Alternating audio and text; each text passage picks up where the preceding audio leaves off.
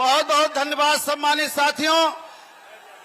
हमारे महबूब नेता हम लोगों के मंच पे आ गए हैं। सभी सम्मानित साथियों से निवेदन है कि आप लोग संयम का परिचय देने का काम करें। ये मड़ियाहू की धरती ऐतिहासिक धरती है, सभी संस्कारी लोग हैं। सब लोगों से निवेदन है कि आप लोग,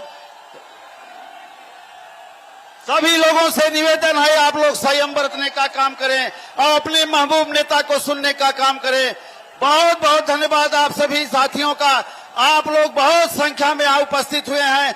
आप सभी सम्मानित साथियों का आभार व्यक्त करते हुए शांति बना, अपने महबूब नेता का सम्मान करते हुए शांति बना लें। आप लोगों के सामने माननीय समाजवादी पार्टी के राष्ट्रीय अध्यक्ष आ गए हैं और हमारे समाजवादी पार्टी के सच्चे सिपाही एक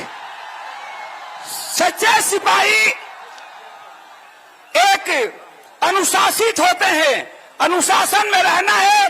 खास तौर से हम प्रशासन के लोगों से भी कहेंगे कि बल का प्रयोग न किया जाए। हमारे सिपाही 2-2 घंटा 3-3 घंटा इस धूप में खड़ा रहते हैं, जलते रहते हैं। तो आप लोग शांति बनाकर अनुशासित ढंग से रहिए। हम ओम प्रकाश सिंह यादव गायक आप लोगों के बीच में मंच पे जितने आप लोगों के तरफ बैठे हैं उनसे निवेदन है कि अपनी कुर्सियों पर बैठ जाएं। मंच पे जितने सम्मानित नेता बैठे हुए हैं बैठ जाएं। मैं उनसे निवेदन करता हूं कि कुर्सियों पर बैठ जाएं। और उधर बल्लियों पे आप जोर दे रहे हैं, मैं देख रहा हूं। निश्चित तौर से आप लोग जो है आप रुकने का काम करिए और पुलिस प्रशासन का सहयोग करने का काम करिए। प्लीज अब आप लोगों के सामने आप लोगों के तरफ से और मंच के तरफ से स्वागत गीत के रूप में हम ओम प्रकाश सिंह यादव गा रहे हैं।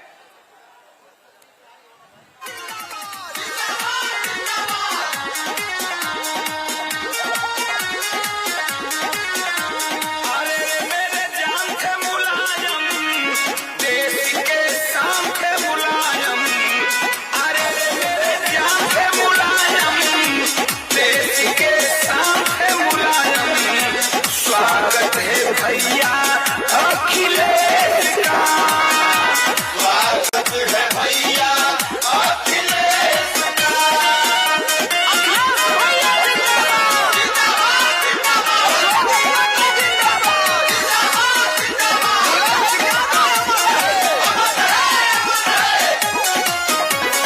राम कहूँ या कहूँ श्याम आपको पूजते हैं सुबह और शाम आपको। चाहती है देश की आवाम आपको, समाजवादी है सलाम आपको। मेरे भगवान के मुलायम, दिल के अरमान के मुलायम।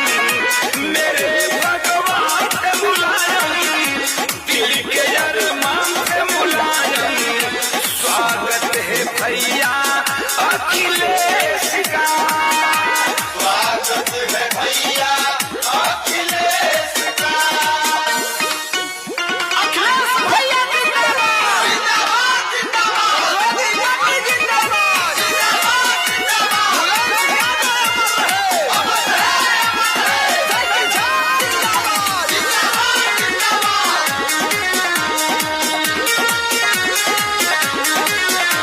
समाजवादियों के लगाम आप है, जनहित में खड़ा सुबह शाम आप है। हिंदू मुसलमान के जुबान आप है, पीर लोरी के खानदान आप है। अरे रे मेरे जान के मुलायम, देश के शान के मुलायम। अरे रे मेरे जान के मुलायम, देश के शान के मुलायम। स्वागत है भैया अखिलेश का, स्वागत है भैया अखिलेश का। बहुत बहुत धन्यवाद। अखिलेश यादव जिंदाबाद। धन्यवाद। बहुत बहुत धन्यवाद ओम प्रकाश यादव जी। मैं मंच पे अपने महबूब नेता का बहुत बहुत दिलों की गहराइयों से स्वागत करते हुए अब हम लोगों के बीच में माल्यार्पण से स्वागत होने जा रहा है।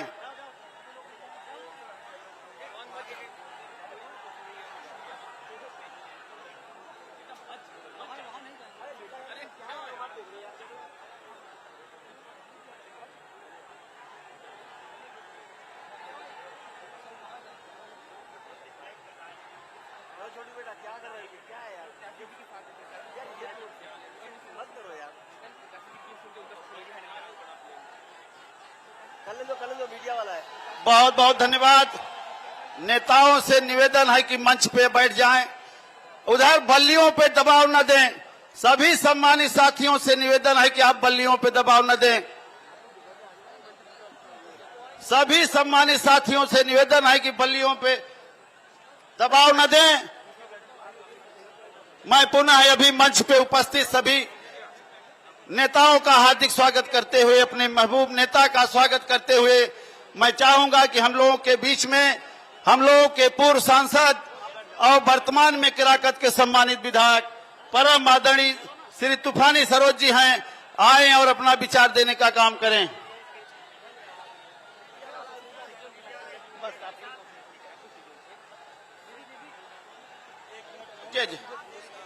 पुलिस का सहयोग करें सभी सम्मानित साथी। सभी सम्मानित साथियों से निवेदन है कि पुलिस का सहयोग करने का काम करें। हाथ जोड़कर करबद्ध प्रार्थना है आप सभी सम्मानित साथियों से, अपनी ऊर्जा बचा के रखिए। 25 तारीख को आपको अभी काफी ऊर्जा खत्म करना है। सम्मानित साथियों, हम लोगों के बीच में अमर शहीद सुरेंद्र पटेल के भाई, पिछड़े दलित अल्पसंख्यक के नेता एवं पिंडरा की आवाज सम्मानित श्री राजेंद्र कुमार पटेल जी, पूर्व प्रत्याशी बसपा छोड़कर समाजवादी पार्टी में हजारों कार्यकर्ताओं के साथ शामिल हो रहे हैं। मैं उनका हार्दिक स्वागत, वंदन, अभिनंदन करता हूं। आदरणीय राजेंद्र पटेल जी,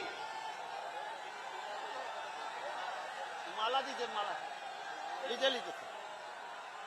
आदरणीय राजेंद्र पटेल जी जो भारत बहुजन समाज पार्टी को छोड़ करके समाजवादी पार्टी की सदस्यता ग्रहण कर रहे हैं, मैं उनका हार्दिक स्वागत, वंदन, अभिनंदन करता हूं।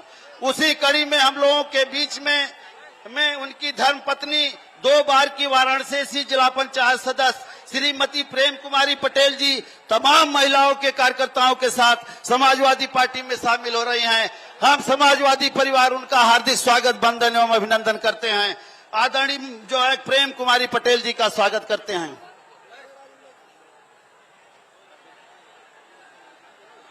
लोकसभा के सम्मानित प्रभारी आदरणीय जय हिंद यादव जी अपने महबूब नेता को मुकुट पहनाकर स्वागत करना चाहते हैं। आदरणीय जय हिंद यादव जी। दोनों प्रभारी आदरणीय डॉक्टर अवधनाथ पाल जी और जो है जय हिंद यादव जी।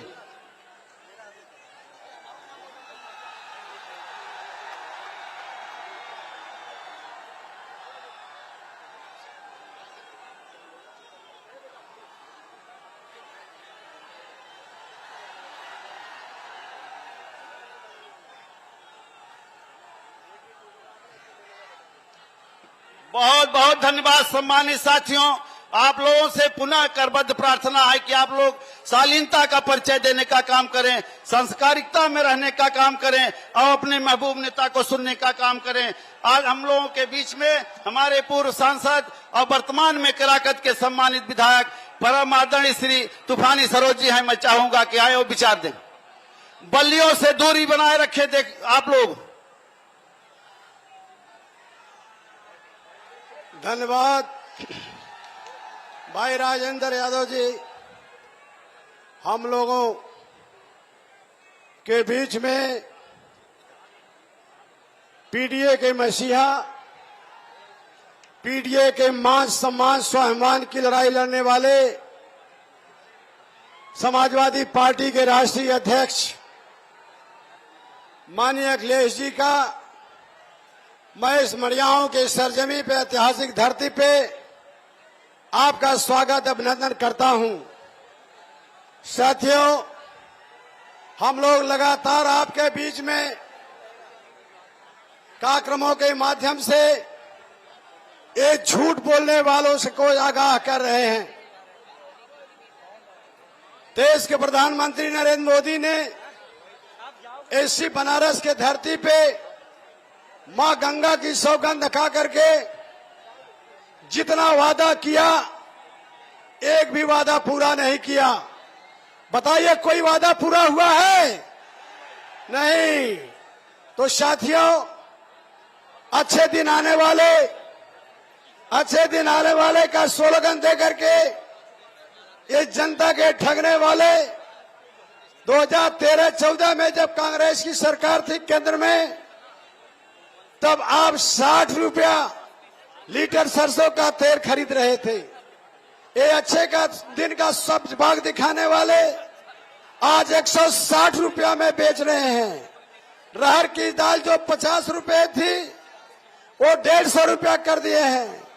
और गैस सिलेंडर 433 था, वो जो है कि पूरा 900-1100 कर दिए हैं। तो ये जो वादा किए कि महंगाई कम करेंगे, और महंगाई कम करने के जगह महंगाई तिगुना हो गई। और गंगा मां के सौगंध खा करके इन्होंने कहा था और वादा एक भी पूरा नहीं किया, तो आज मां गंगा भी नाराज हो गई हैं। मां गंगा भी मोदी जी से नाराज हो गई हैं। मोदी जी बनारस में चुनाव हार रहे हैं और भगवान राम भी नाराज हैं, इसलिए कि बिना मंदिर बने इन्होंने प्राण प्रतिष्ठा करने का काम किया। प्राण प्रतिष्ठा किया, मंदिर निर्माण नहीं हुआ था।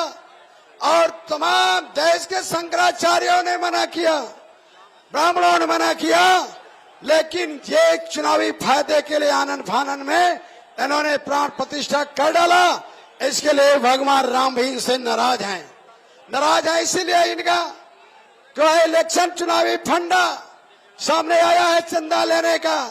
ये सब जाहिर हो गया कि ये भारतीय जनता पार्टी के लोग ये घुस लेकर के देश के कंपनियों को लूटने का अवसर दिया, जिसके वजह से महंगाई चरम सीमा पर बढ़ी।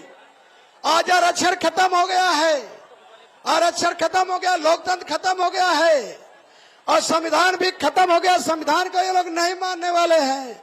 आप सबसे मैं निवेदन करना चाहता, गुजारिश करना चाहता हूं, आपके बीच में प्रिया सरोज प्रत्याशी हैं। आने वाले 25 तारीख को अपने अपने बूथों पे साइकिल की इतनी बटन दबा देना कि बटन काली हो जाए। जो है इन्हीं चंद शब्दों के साथ आप सबका हार्दिक अभिवादन करते हुए, बधाई साहब को देते हुए, कहा बड़े इतने बड़े हुजूम में यहाँ पर सब लोग आए, बहुत बहुत धन्यवाद। जय भारत, जय समाजवाद। बहुत बहुत धन्यवाद आदरणीय सांसद जी। अब हम लोगों के बीच में, हम लोगों के बगल के 73 लोकसभा के सम्मानित प्रत्याशी आदरणीय जन अधिकार पार्टी के राष्ट्रीय अध्यक्ष आदरणीय बाबू सिंह कुशवाहा हैं। मैं चाहूंगा कि आएं और अपना विचार देने का काम करें। आदरणीय बाबू सिंह कुशवाहा जी। आज के इस चुनावी सभा के सम्मानित अध्यक्ष जी, मुख्य अतिथि समाजवादी पार्टी के राष्ट्रीय अध्यक्ष आदरणीय अखिलेश यादव साहब, हमारे यहाँ मछली शहर लोकसभा की प्रत्याशी प्रिया सरोज जी, सम्मानित मंच, साथियों, मैं आपके बगल में जौनपुर सदर लोकसभा सीट से प्रत्याशी हूं, इंडिया गठबंधन समाजवादी पार्टी का। मैं आपके बीच में अपील करने के लिए आया हूं प्रिया सरोज जी के पक्ष में कि मैं जब जौनपुर सदर से प्रत्याशी हूं तो जो भी हमारे जन अधिकार पार्टी के साथी हैं, कार्यकर्ता हैं, पदाधिकारी हैं, मेरी सबसे अपील है कि एक ध्यान होकर के सब लोग मछली शहर में प्रिया सरोज जी को जिताने का कष्ट करें। साथियों, ये चुनाव ऐतिहासिक चुनाव है। ये चुनाव तय करेगा कि हमारे देश में 24 के बाद लोकतंत्र रहेगा कि नहीं रहेगा। ये तय करेगा कि हमारे देश में संविधान रहेगा कि नहीं रहेगा। एक तरफ वो लोग हैं जो बाबा साहब अम्बेडकर के लिखे हुए संविधान को बदलना चाहते हैं, भारतीय जनता पार्टी के लोग, और एक तरफ वो लोग हैं जो संविधान के पक्ष में खड़े हैं, आदरणीय अखिलेश यादव जी, आदरणीय राहुल गांधी जी। ये संविधान हमें समता, स्वतंत्रता, बंधुत्व और भाईचारे का अधिकार देता है। ये संविधान बाबा साहब अम्बेडकर का इस देश के दलित को, पिछड़े को, आदिवासी को, आधी आबादी हमारे बहनों को हर क्षेत्र में बराबरी का दर्जा देता है। तो हम ये चाहेंगे कि ये संविधान हमारा वजूद है, अगर संविधान को आ जाएगी तो हमारी आने वाली नस्लों को दिक्कत होगी, आने वाली पीढ़ी को दिक्कत होगी। इसलिए साथियों, मैं अपने साथियों से अपील करने के लिए आया हूं कि अगर हमें संविधान बचाना है, बेरोजगारी कम करना है, महंगाई कम करना है, तो आने वाले 25 तारीख को जो मछली शहर से हमारी प्रत्याशी हैं प्रिया सरोज जी, श्री तूफानी सरोज जी की बेटी, उनके चुनाव निशान साइकिल के सामने वाली बटन को दबा करके आप उन्हें अपना स्नेह और आशीर्वाद देने का कष्ट करें। मैं पुनः एक बार राष्ट्रीय अध्यक्ष जी को धन्यवाद देते हुए मैं अपनी बात खत्म करता हूं। बहुत बहुत धन्यवाद, नमस्कार। बहुत बहुत धन्यवाद। अब मैं बहुत ही अदब और सम्मान के साथ अपने 74 लोकसभा की लोकप्रिय प्रत्याशी, अधिवक्ता सुप्रीम कोर्ट आदरणीय श्री सुश्री प्रिया सरोज जी से चाहूंगा कि आएं और चुनावी बेला में अपना विचार देने का काम करें। आदरणीय प्रिया सरोज जी।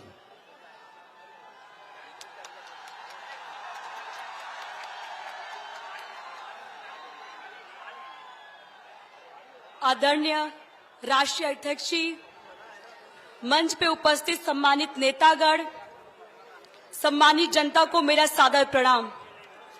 2014 में जब बीजेपी सरकार आई थी तो उन्होंने कहा था सबका साथ सबका विकास, लेकिन उन्होंने केवल अपना विकास किया है, उन्होंने केवल अडानी अंबानी का विकास किया है। इन्होंने अनेक वादा किया था। पहला वादा था कि 2 करोड़ नौकरी देंगे पर ईयर। क्या किसी को नौकरी मिली? इन्होंने कहा था किसानों की आय दुगनी हो जाएगी। क्या किसानों की आय दुगनी हुई? इन्होंने कहा था 15 लाख खाता में आएगा। क्या 15 लाख खाता में आया? इन्होंने कहा था नोटबंदी से क्या आएगा? काला धन आएगा। क्या काला धन आया? और अब चुनाव आ गया है तो एक नए नारे के साथ आए, वो नारा है 400 पार। मैं कहती हूँ 400 पार नहीं, 400 हार होगा इनका, क्योंकि संविधान हटाने वाले हैं और हम संविधान बचाने वाले हैं। प्रधानमंत्री मोदी जी को इतना गुरूर है, इतना घमंड है कि उनका देश विदेश में नाम डंका बज रहा है, लेकिन जब वोट लेने की बारी आती है ये धर्म के नाम पे वोट मांगते हैं, हिंदू मुस्लिम के नाम पे वोट मांगते हैं, नफरत की राजनीति करते हैं। मैं कहती हूँ मेरी जनता इनको जवाब देंगी। 14 में आए हैं, 24 में जाएंगे। मैंने सुना था प्रधानमंत्री जी 14 में चाय बेचा करते थे। मैंने उनको चाय बेचते तो नहीं देखा, मैंने उनको BSNL बेचते देखा है, रेलवे बेचते देखा है, LIC बेचते देखा है, रेल भेज सब बेच दे रहे हैं, लेकिन उससे प्रश्न कोई नहीं करता है। इलेक्ट्रल बॉन्ड के बारे में सुना है कि नहीं सुना है? उनका पर्दाफाश हो गया है और बीजेपी वालों का नारा है चंदा दो धंधा लो, नहीं तो ED CBI का फंडा लो। मछली शहर लोकसभा में कुल 12 प्रत्याशी खड़े हैं। उन 12 प्रत्याशियों में से केवल आपकी बेटी और बहन पे बीजेपी वालों ने मुकदमा दर्ज किया है। मैं कहती हूँ 4-5 केस और दर्ज कर दीजिए। मैं तो वकील हूँ सुप्रीम कोर्ट की, अपना केस मैं खुद ही लड़ लूंगी।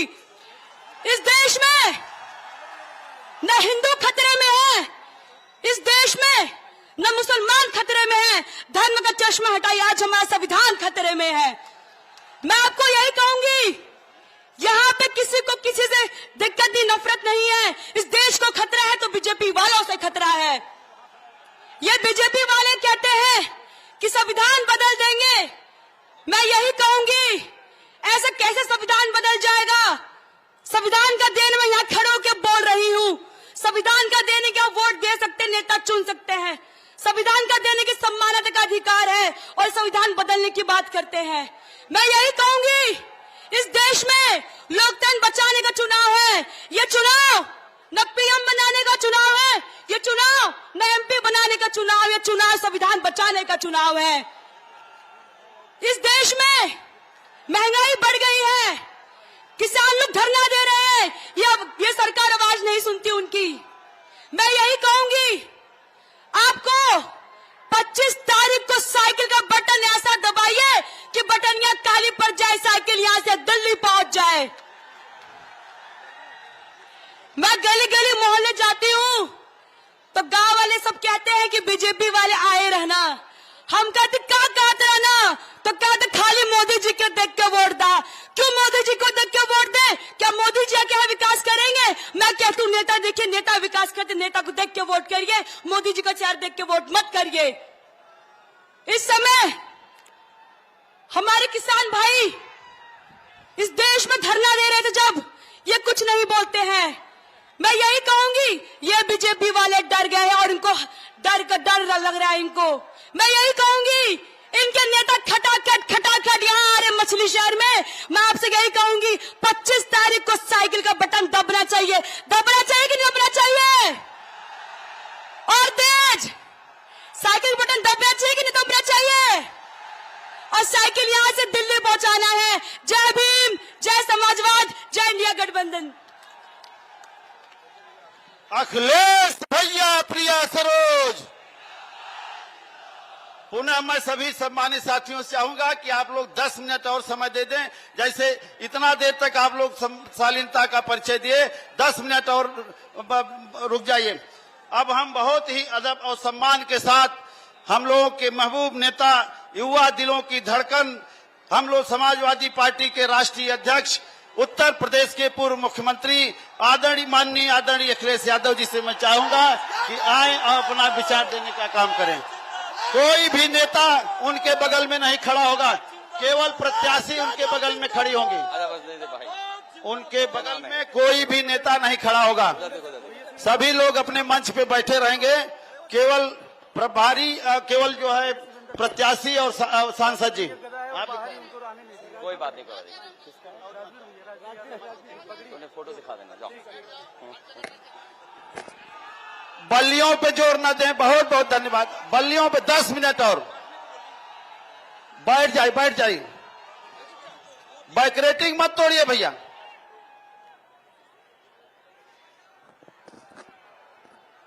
हमारे साथ मंच पर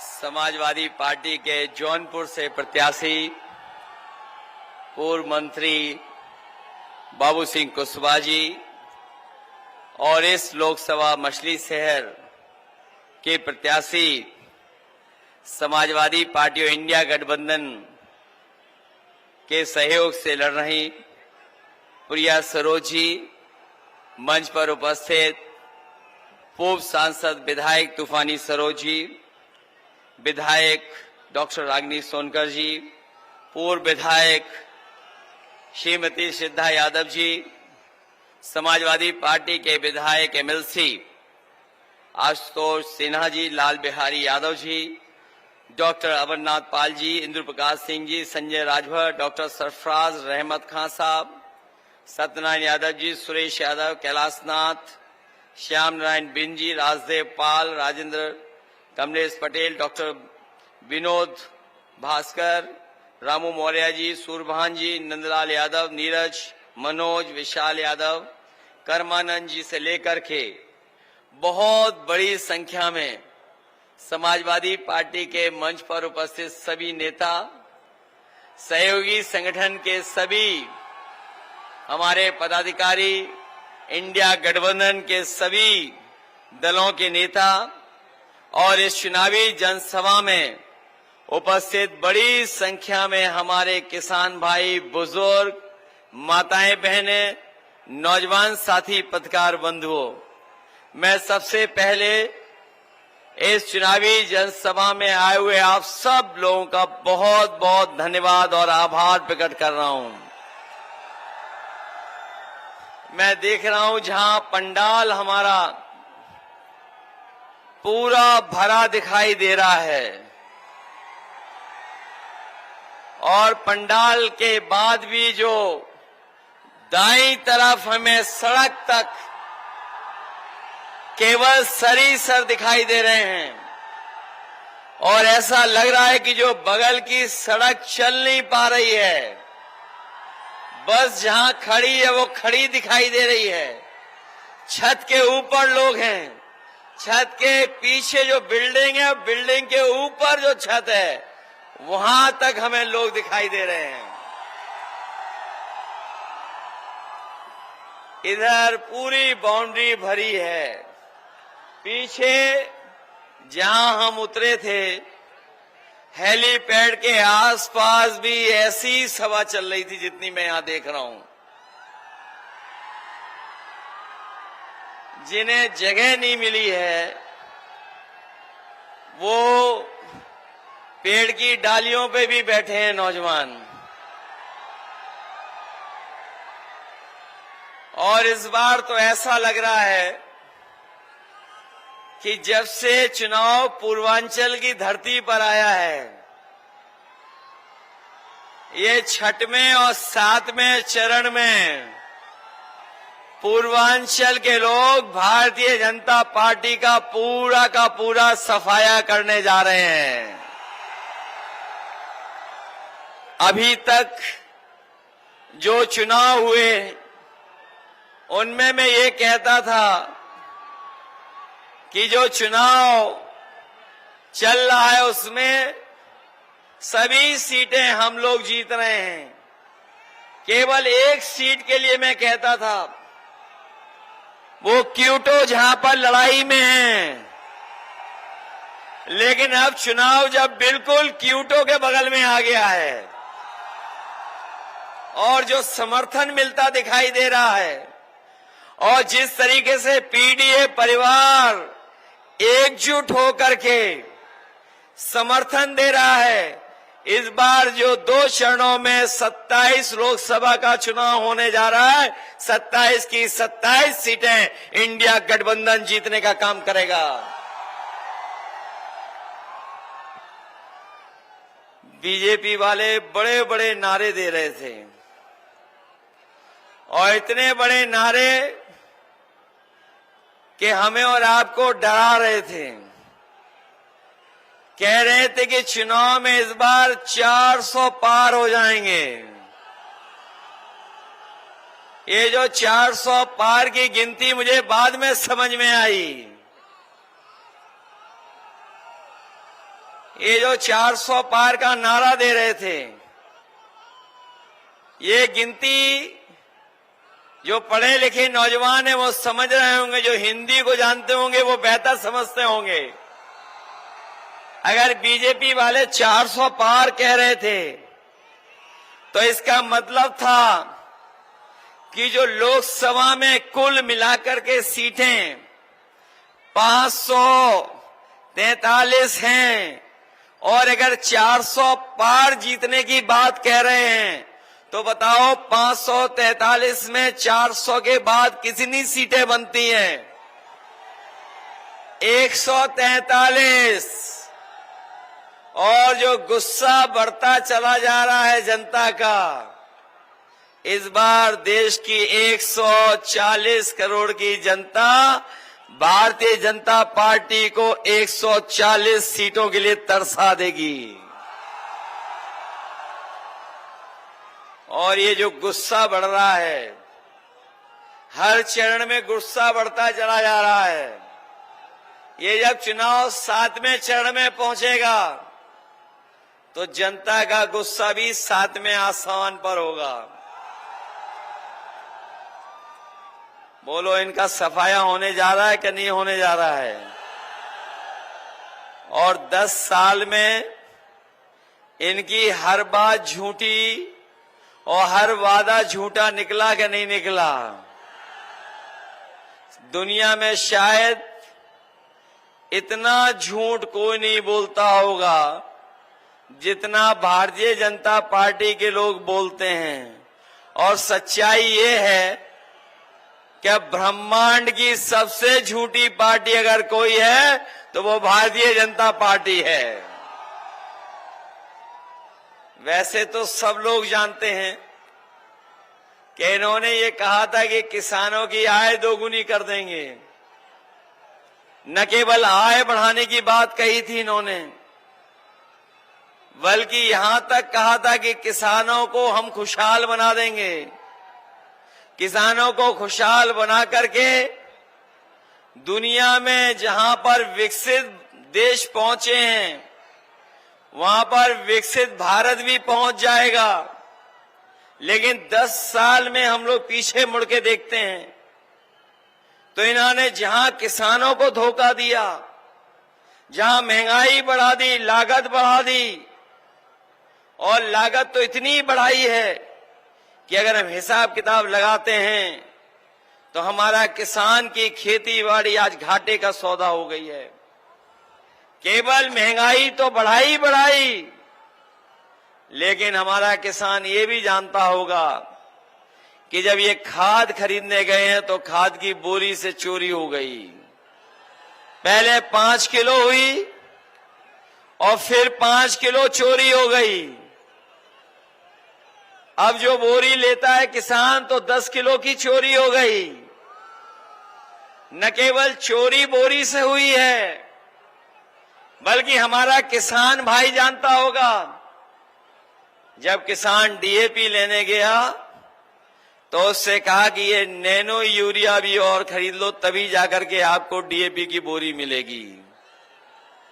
जो लोग जानकार होंगे, समझदार होंगे, वो जानते होंगे ये जो नैनो यूरिया जबरदस्ती खरीदवाई किसानों से, वो इसलिए खरीदवाई थी कि जिससे कि हमारे किसानों की पैदावार बढ़ जाए, उनकी फसल की कीमत बढ़ जाए।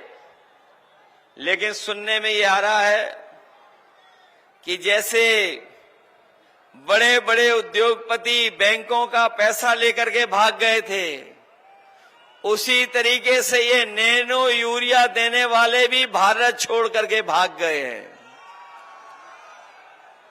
इसलिए हम आपसे निवेदन और अपील करने आए हैं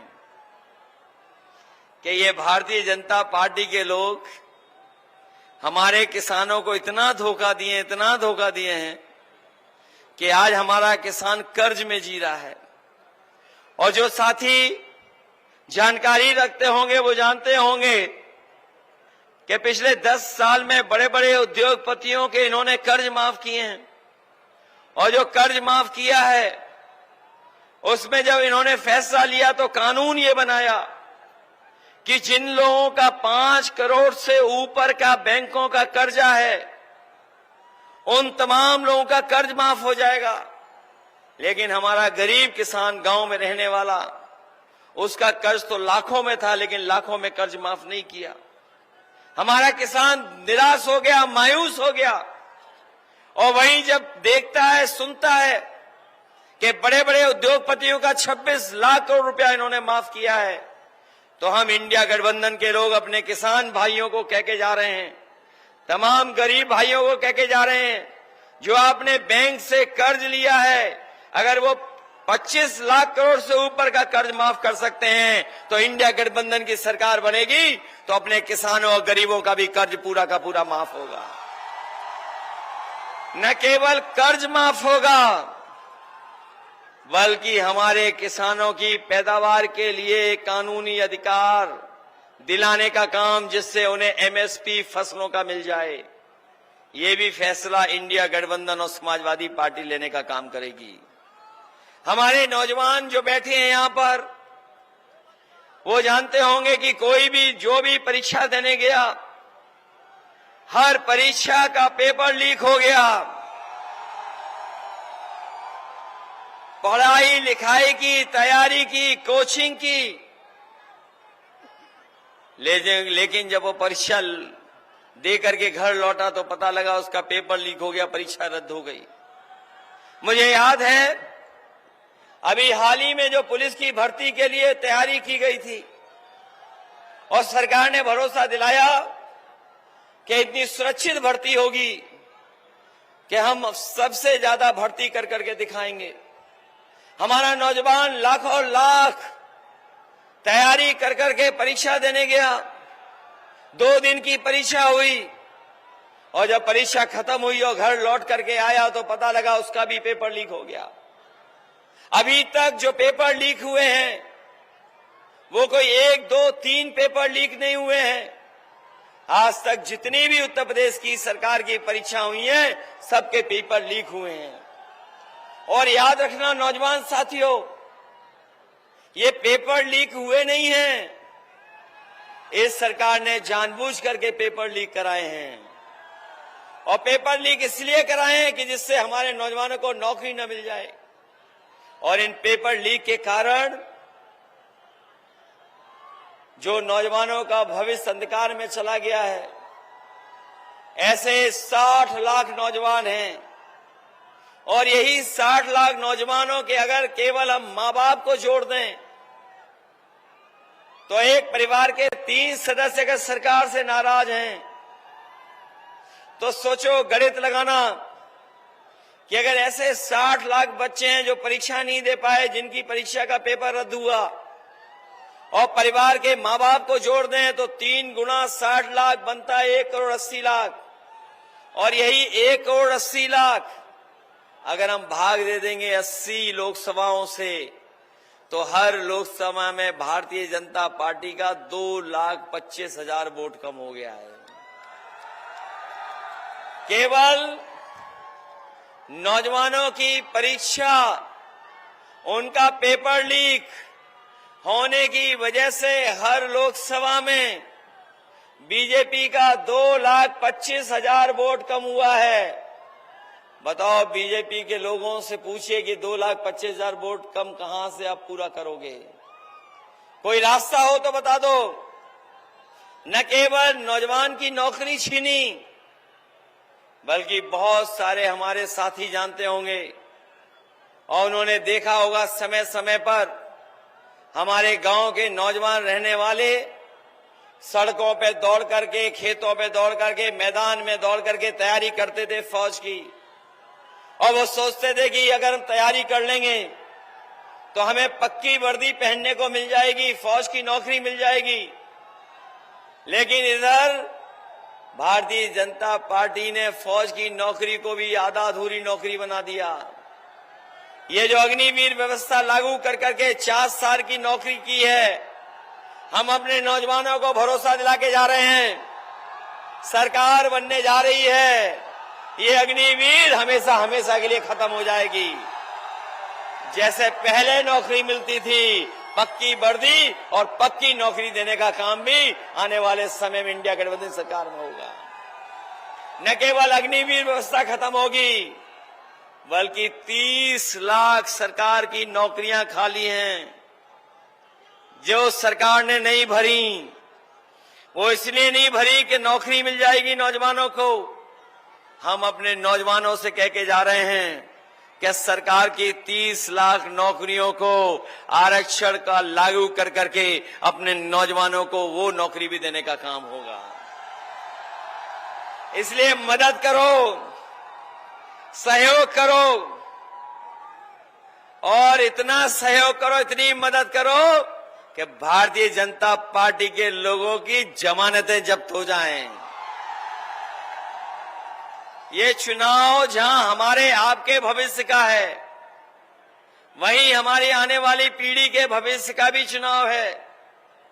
न केवल भारतीय जनता पार्टी ने संविधान को खतरा पैदा किया है, बल्कि हमारे साथी जानते होंगे इनकी सरकार में हमारी आपकी जान को भी खतरा पैदा हो गया। इन्होंने जबरदस्ती वैक्सीन लगवा दी, किसी को नहीं छोड़ा जिसको वैक्सीन न लगवा दी हो। और बाद में वैक्सीन वालों से इन्होंने चंदा वसूल लिया। बताओ, चंदा वसूला कि नहीं वसूला वैक्सीन वालों से? और सुनने में आया है कि वैक्सीन कंपनी कह रही है कि जो वैक्सीन हमने लगवा दी है वो वैक्सीन हम वापस ले लेंगे। बताओ, हमें कोई समझा दे, जो वैक्सीन शरीर में चली गई वो वापस कैसे ले लोगे आप? अगर कोई रास्ता हो तो बता दो हमें कि शरीर में लगी हुई वैक्सीन को आप वापस ले लेंगे। बताओ, आपकी हमारी जान को खतरा पैदा किया था कि नहीं किया था? और न केवल खतरा पैदा किया चंदा लेकर के, वसूल करके, बल्कि इन्होंने बड़ी बड़ी कंपनियों से पैसा वसूल लिया। और बड़ी कंपनियों से जो पैसा वसूला उसी की वजह से महंगाई है आज। कोई अगर चंदा देता है तो हजारों में देता है, लाखों में देता है, कोई करोड़ों में चंदा नहीं देता है। लेकिन इन भारतीय जनता पार्टी के लोगों ने बड़ी बड़ी कंपनियों से 1,000 करोड़, किसी से 500 करोड़, किसी से 400 करोड़ और तमाम वो कंपनियां जिनका कारोबार नहीं था उनसे भी पैसा वसूल लिया। बताओ भ्रष्टाचार किया नहीं कि नहीं किया? न केवल भ्रष्टाचार किया है, जब से जनता जान गई इनके बारे में कि इन्होंने इलेक्टोरल बॉन्ड के नाम पर पैसा वसूला है, भारतीय जनता पार्टी की पोल तो खुली खुली है, इनका बैंड भी बज गया है कि आज मुंह दिखाने लायक नहीं है, न इलेक्टोरल बॉन्ड के बारे में बात करने लायक है। बताओ महंगाई बढ़ा दी इन्होंने कि नहीं बढ़ा दी? डीजल पेट्रोल महंगा हुआ कि नहीं हुआ? और गैस सिलेंडर महंगा हो गया कि नहीं हो गया? और बाजार में जाओ कभी बुखार की गोली खरीदना, बताओ दवाई महंगी हो गई कि नहीं हो गई? पहले बुखार ठीक हो जाता था 500 mg में, आजकल बुखार के लिए गोली देते हैं 650 mg की। सुनने में आ रहा उसमें भी बुखार नहीं ठीक हो रहा है। बताओ ये घोटाला हो रहा है कि नहीं हो रहा है? न केवल घोटाला और महंगाई हो रही, बल्कि हमारे नौजवान जानते होंगे कि 10 साल पहले मोटरसाइकिल कितने रुपए में आती थी और आज मोटरसाइकिल कितने रुपए में आती है? 1 लाख में हो गई कि नहीं हो गई? और इन लोगों ने न केवल मोटरसाइकिल की कीमत बढ़ाई है, बल्कि हर चीज महंगी कर दी है। और ये महंगाई इसलिए है कि मुनाफा कमा रहे हैं। ये मुनाफा कमाने से और भ्रष्टाचार की वजह से महंगाई है, याद रखना। इसलिए ये चुनाव बहुत अलग तरह का चुनाव होने जा रहा है। ये देश को बचाने का चुनाव है, संविधान को बचाने का चुनाव है। जिस तरीके से कभी संविधान मंथन हुआ था, उसी तरीके से संविधान मंथन होने जा रहा है। एक तरफ तो वो लोग हैं जो संविधान बचाना चाहते हैं और दूसरी तरफ वो लोग हैं जो संविधान को हटाना चाहते हैं। लेकिन इस बार संविधान बचाने वाले भारतीय जनता पार्टी को हटाने का काम करेंगे। इसलिए मदद करिए आप सब लोग। अभी जितने चुनाव हम लोग देख करके आ रहे हैं, सब चुनाव में समाजवादी पार्टी और इंडिया गठबंधन मुकाबला कर रही है और उसी से घबराए हुए हैं। वो ऐसा घबराए हुए हैं, गठबंधन से कहे कि कोई सभा नहीं छोड़ रहे हैं जिसमें 2 शहजादों को याद न कर रहे हों। आपने उनका भाषण सुना होगा, वो 2 शहजादों को याद कर रहे हैं लगातार। और 2 शहजादों को याद करने वालों को मैं कहना चाहता हूं कि इस बार दोनों शहजादे न केवल शह देंगे, बल्कि आपको इस चुनाव में मात देने का भी काम करेंगे।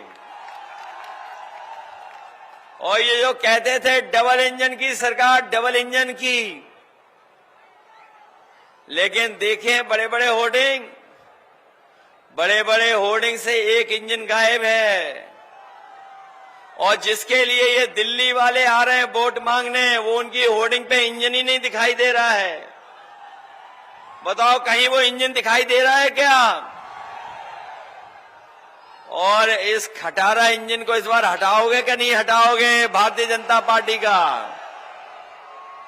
न केवल हटाना बल्कि दूर कर देना इस बार। पहले हम लोग कितने वोट से रह गए थे पीछे, कितने वोटों से रह गए थे। इसलिए सावधान हो के नहीं हो इस बार। कोई बहकाए डराए तो अपने लोग डर तो नहीं जाओगे। अगर ये धमकाएं तो धमकाने में तो नहीं आ जाओगे। अगर लालच दें तो उसमें नहीं उलझ जाओगे। इसलिए सावधान हो के नहीं हो आप लोग।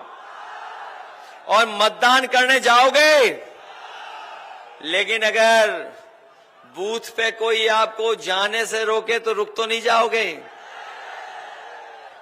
वैसे जौनपुर और मड़ियाऊ वाले तो नहीं रुकेंगे, रुक तो नहीं जाओगे आप लोग। अपना वोट डालोगे पूरा। न केवल वोट डालना बल्कि आपकी प्रत्याशी सबसे कम उम्र की हैं और आधी आबादी का नेतृत्व करेंगी।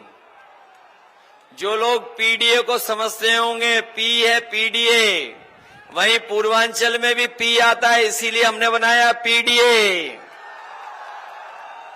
बताओ, सामाजिक न्याय की लड़ाई लड़ना चाहते हो कि नहीं लड़ना चाहते हो? जो आपने खोया है उसको पाना चाहते हो कि नहीं पाना चाहते हो? इसलिए आप सब लोग मदद करना। और आपके प्रत्याशी जो पहला चुनाव लड़ रही हैं आपके बीच में, निराश तो नहीं कर दोगे?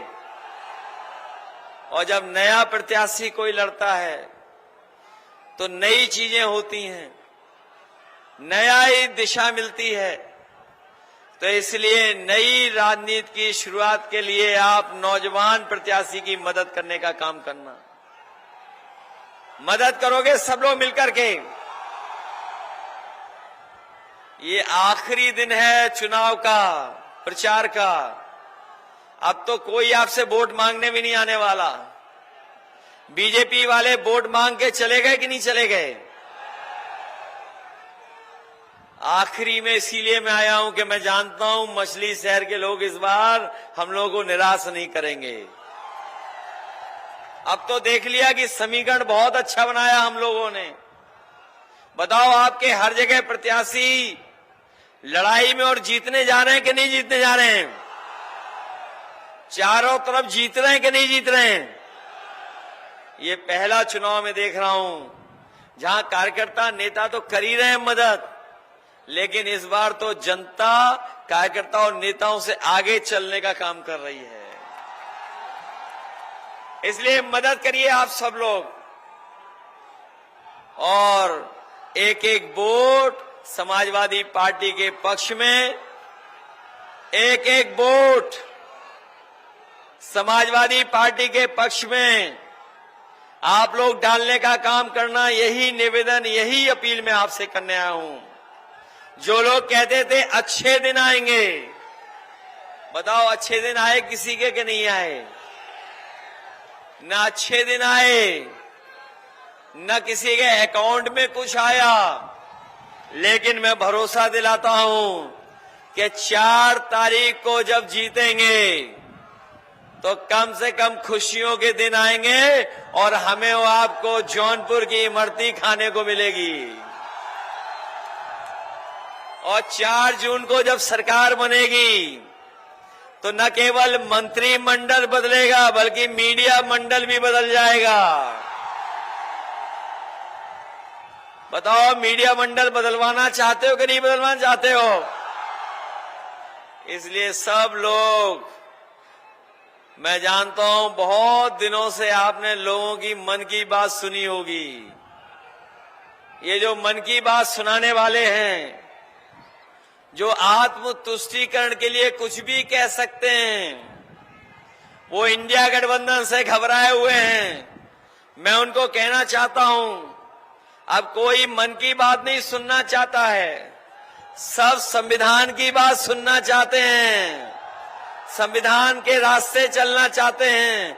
क्योंकि यही संविधान जिसके लिए बचाने के लिए हम सब लड़ रहे हैं, यही संविधान हमें अधिकार दिलाता है, यही संविधान हमें न्याय दिलाता है, यही बाबा साहब भीमराव अम्बेडकर के संविधान हमारे आपके लिए संजीवनी है। इसलिए संविधान बचाने की लड़ाई में आप लोग चूक मत करना और प्रिया सरोज जी को एक एक वोट दे करके जिताने का काम करना। न केवल ये जीत करके जाएंगी बल्कि पढ़ी लिखी हैं, समझदार हैं, आज के समय की चीजों को समझती हैं। जब लोकसभा में बोलेंगी और आपकी बात रखेंगी तो लगेगा कि हाँ, कोई नौजवान पढ़ा लिखा आपके पक्ष की बात कर रहा है। इसलिए ऐसे पढ़े लिखे नौजवान हमारी प्रिया सरोज को एक एक वोट दे करके लोकसभा में भेजने का काम करना। और जो हम लोग कम कम वोटों से हार गए थे, जो हम लोग विधानसभा कम कम वोटों से हारे थे, बताओ हारे थे कि हराए गए थे? और न केवल जौनपुर में हम लोग हराए गए थे बल्कि पूरे उत्तर प्रदेश में हम लोग हराए गए थे। बताओ 22 से ज्यादा वोट डालोगे कि नहीं डालोगे इस बार? और फिर अगर आप वोट डालोगे, हम ये भी जानते हैं पूर्वांचल के लोग जब स्वागत करते हैं तो स्वागत भी अच्छा करते हैं, और जब विदाई करेंगे तो बड़ी धूमधाम से विदाई भी भारतीय जनता पार्टी की करेंगे। इसलिए विदाई कर देना, जो 14 में आए थे उन्हें 24 में घर भेज देना वापस। यही मैं निवेदन करने आया हूं। और मैं देख रहा हूं थोड़ा मौसम बदल गया है। हमने बहुत पढ़ा होगा क्लाइमेट चेंज के बारे में, लेकिन इस बार तो आपके वोट से पॉलिटिकल क्लाइमेट चेंज बदलने जा रहा है। पॉलिटिकल क्लाइमेट चेंज होने जा रहा है पूरे के पूरे देश का। इसलिए साइकिल को याद रखना और साइकिल की रफ्तार बढ़ा देना, यही निवेदन है, ये अपील में आप सबसे करना है। बहुत बहुत बधाई, बहुत बहुत धन्यवाद देता हूं आप सबका।